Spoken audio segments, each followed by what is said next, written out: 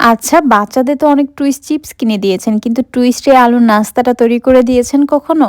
আসসালামু আলাইকুম এভরিওয়ান। আজকে আমি আপনাদের সাথে আলু দিয়ে বিকেলের নাস্তার জন্য পটেটো টুইস্ট চিপসের মতো দেখতে একটা দারুণ মজার আলু টুইস্ট নাস্তার রেসিপি আজকে শেয়ার করব। দেখতে যেমন সুন্দর এই নাস্তাটা, খেতেও অনেক বেশি মজার। বাচ্চাদের সামনে তৈরি করে রাখলে তো নিমিষে প্লেট খালি করে ফেলবে। শুধু বাচ্চারা না, বাসার বড়রা এই নাস্তাটা অনেক বেশি পছন্দ করবে আর মজা করে খাবে। তো নাস্তাটা তৈরি করার জন্য এখানে একটা মিক্সিং বলে 1 কাপ ময়দা নিয়ে নিচ্ছি। আপনারা চাইলে ময়দার পরিবর্তে আটাও নিতে পারেন। তার সাথে এখানে দিয়ে দিচ্ছি স্বাদ মতো লবণ, 1 চামচ রেগুলার রান্নার তেল। এখন হচ্ছে সবগুলো শুকনো উপকরণ হাত দিয়ে প্রথমে ভালোভাবে মিশিয়ে নিব।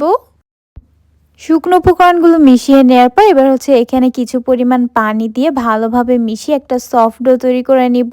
তবে পানিটা কিন্তু একবারে দিব না, অল্প অল্প করে দিব আর মিশিয়ে নিব। আর এখানে পানির পরিমাণটা আমি বলে দিচ্ছি না, আপনারা আপনাদের প্রয়োজন অনুযায়ী পানি দিয়ে নরমাল রুটি পরোটা তৈরি করার জন্য যেমন ডো তৈরি করেন ঠিক ওই রকমের একটা ডো তৈরি করে নিলেই হবে। তো ডোটা তৈরি করে নেওয়ার পর এবার এটাকে ঢেকে রেস্টে রেখে দিব 10 মিনিটের জন্য। আর এর মধ্যে নাস্তার ভিতর দেওয়ার জন্য আমি একটা আলুর পুর তৈরি করে নিব।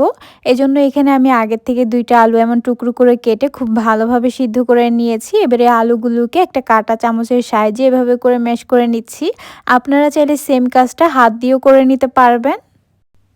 আর আলুগুলোকে একটু ভালোভাবে ম্যাশ করে নিতে হবে যাতে এর মধ্যে কোনো প্রকার দানাদার অংশ না থাকে। আলুগুলো খুব ভালোভাবে ম্যাশ করে নেওয়ার পর এখন এখানে স্বাদ মতো লবণ দিয়ে দিচ্ছি আর দিচ্ছি 1 চামচ মরিচের গুঁড়া, 1/2 চামচ ধনিয়ার গুঁড়া আর 1/2 চামচ ভাজা জিরার গুঁড়া, 1/2 চামচ চাট মশলা, দিচ্ছি অল্প কিছু পরিমাণ ধনিয়া পাতা কুচি।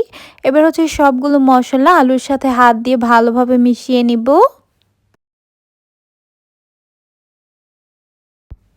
এবার এখানে 1/4 কাপ ময়দা দিয়ে আবারও হাত দিয়ে আলুর সাথে ভালোভাবে মিশিয়ে নিলে পুরটা রেডি। তবে এখানে আপনারা চাইলে ময়দার পরিবর্তে কর্নফ্লাওয়ার অ্যাড করতে পারেন, সেক্ষেত্রে নাস্তাটা আরও বেশি ক্রিস্পি হবে।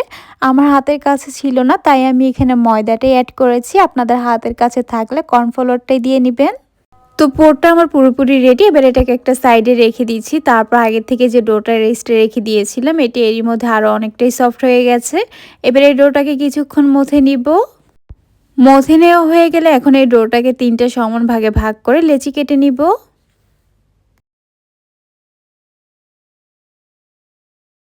তারপর এই লেচিগুলোকে হাত দিয়ে এভাবে করে একটু গোল করে নিচ্ছি, এতে করে খুব সহজেই বেলে নেওয়া যাবে। এখন এখান থেকে একটা লেচি বোর্ডে নিয়ে এর উপরে সামান্য ময়দা ছিটিয়ে দিয়ে একটা রুটি বেলে নিব। আর এই রুটিটাকে চেষ্টা করবেন একটু পাতলা করে বেলে নেওয়ার জন্য।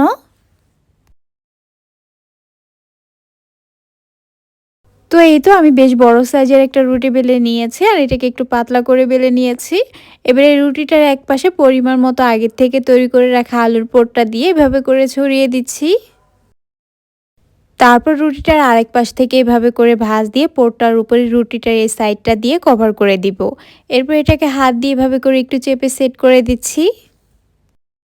এখন একটা ছুরির সাহায্যে এক পাশ থেকে পুরোটা রুটি এভাবে করে প্রথমে চিকন চিকন করে কেটে নিব। আশা করছি আপনারা দেখেই বুঝতে পারছেন আমি কিভাবে কেটে নিচ্ছি।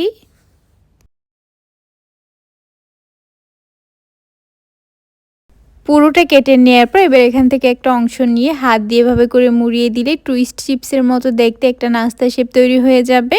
এবার ভাজার জন্য এটাকে নিয়ে চুলায় সরাসরি গরম তেলের মধ্যে দিয়ে দিব। তেলটাকে আমি আগের থেকে গরম করে নিয়েছি। আর একইভাবে বাকি নাস্তার শেপগুলো তৈরি করে গরম তেলের মধ্যে সরাসরি এক এক করে এখানে দিয়ে দিব। তারপর চুলার আঁচ মিডিয়ামে রেখে নাস্তাগুলোকে কিছুক্ষণ পরপর এপাশ ওপাশ করে ভেজে নিব।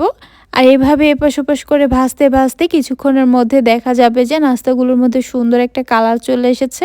এরপর যেগুলোকে তেল থেকে উঠিয়ে নিয়ে আপনাদের সাথে পরিবেশন করে শেয়ার করছি দেখতে কেমন হয়েছে।